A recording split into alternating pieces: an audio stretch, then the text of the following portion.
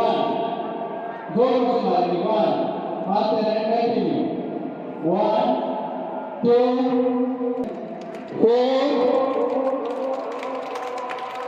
4 5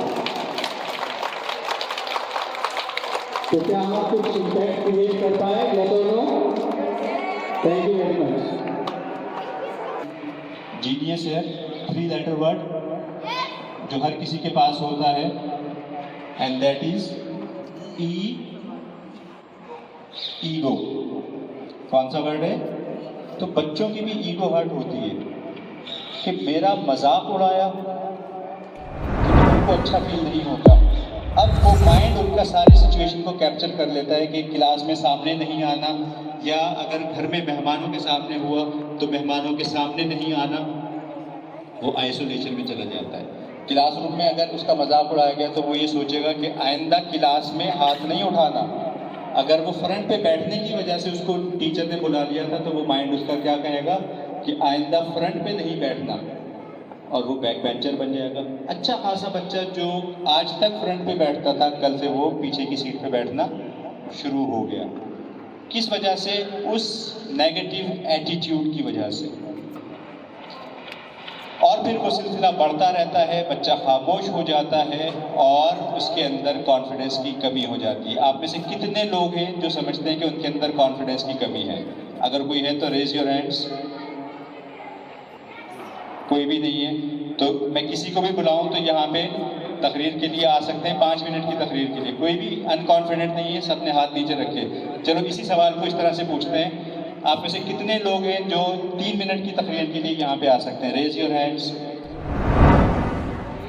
तो 3 मिनट की तकरीर के लिए जो आ सकते हैं, बाकी नहीं आ सकते, तो वो क्या हुए? थोड़ा सा वो अनकॉन्फिडेंट हुए। अब देखो, हो सकता है आप में से कुछ ऐसे सुपर जीनियस लोग भी बैठे हों जो ये सोच रहे हों कि इनसे ज़्यादा अच्छी गुफ्तगू तो मैं कर सकता हूँ, लेकिन आप कर क्यों नहीं सके? क्योंकि बस आप अभी तक सोचते ही रह गए। देखें ये कितनी उंगलियां हैं, माइक कितने हैं? अब सोचें, एक तालाब के किनारे 6 मेंढक बैठे हैं, फौरन से जवाब देना है। एक तालाब के किनारे 6 मेंढक बैठे हैं, एक ने सोचा पानी में जंप लगा दूं, बाकी कितने बचे? 6 के 6 ही बचे, क्योंकि सोचा, एक ने सोचा। लेकिन हमारी सोच का महवर यह है कि हमने उस सोच को नहीं पकड़ा, हमने कहा उसने जंप लगा दी, और हमने फौरन से क्या कहा कि 5 नहीं 6 ही हैं। आज का इस एरा का, जिस एरा में हम मौजूद हैं, 2020 से 15 से लेके और ये अगले 45 तक चलेगा ये एरा, इसका अलमिया ये है कि this is called information era. Information technology वाला नहीं, इंफॉर्मेशन एरा।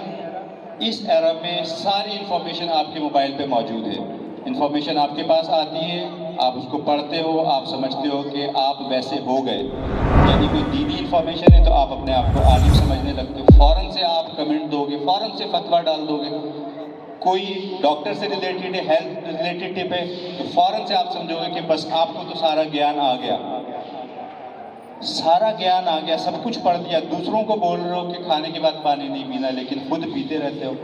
दूसरों को बोल रहे हो कि वॉक किया करो, खुद नहीं करते।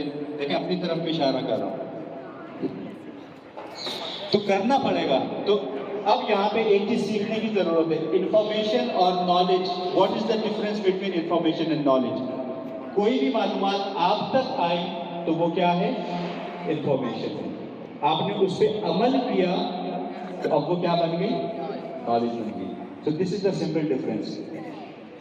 तो हमें क्या करना है? हमें अपने नॉलेज में इजाफा करना है, इंफॉर्मेशन में इजाफा नहीं करना। छोटी छोटी चीज़ें होती हैं जिनको इम्प्लीमेंट कर सकते हैं अपनी ज़िंदगी में। मिसाल के तौर पे कोई भी बात अगर हमने सुनी, जब तक हम उस पर अमल ना करने, आगे ना उसको फॉरवर्ड करें। जब हमने कोई भी चीज़ सीखी तो उस पर हमें अमल करना चाहिए। इसी तरह की सिचुएशन में एक शख्स जो है वो एक जंगल से गुजर रहा था, उसे एक खूबसूरत परिंदा नज़र आया। उसने देखा परिंदा तो बहुत नायाब है, क्यों ना इसको उठा लूँ। जैसे ही वो उसको उठाने जाता है तो वो ये देखता है कि परिंदा बोलना शुरू कर देता है, और उसकी हैरत की इंतहा नहीं रहती कि ये परिंदा बहुत बोल रहा है।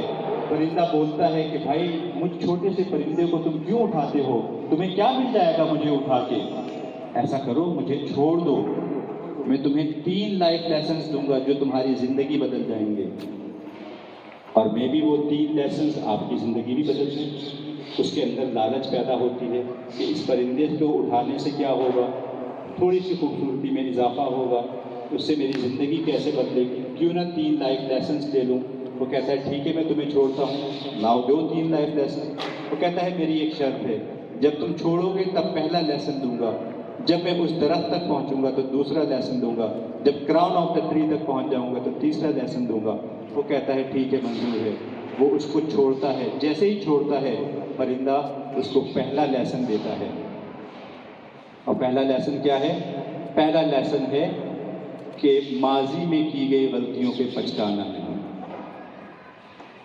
تو جیسے ابھی آپ لوگوں کا مائنڈ بنا واٹس اے بگ ڈیل ہے, یہ تو پتہ ہے ہمیں, تو اسی طرح وہ بھی اداس ہو گیا کہ یہ کون سا 3 لائف لیسن دوں گا, اور پہلا لیسن تو ایسے ہی ہے, کوئی بڑی بات نہیں ہے. پرندہ اڑ کے درخت تک پہنچتا ہے اور دوسرا لیسن دیتا ہے کہ جو بھی بات کامن سینس کے خلاف ہو تو اس پہ یقین مت کر لینا.